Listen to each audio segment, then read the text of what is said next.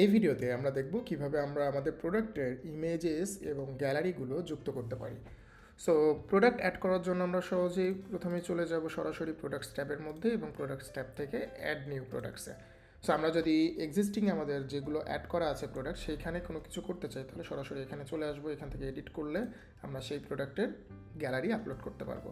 সরাসরি আমরা এখানে না গিয়ে আমরা সরাসরি যদি অ্যাড নিউতে যাই, অ্যাড নিউতে আপনারা ইতিমধ্যে প্রোডাক্ট কীভাবে অ্যাড করতে হয় সেটা জানেন। সো এইভাবে এখানে সকল ইনফরমেশন দিয়ে আপনারা যেটা করবেন সেটা হচ্ছে এখান থেকে আপনাদের প্রোডাক্টের ছবি আপলোড করবেন। এখান থেকে আপনাদের প্রোডাক্টের যে ছবিগুলো রয়েছে এইখান থেকে আপলোড করে দেবেন। দেন হচ্ছে গ্যালারির যে জিনিসগুলো রয়েছে, গ্যালারির যে ইমেজগুলো আপনি ব্যবহার করবেন সেই ইমেজগুলো এখান থেকে আপলোড করে দিলে সেটা গ্যালারিতে সেট হয়ে যাবে।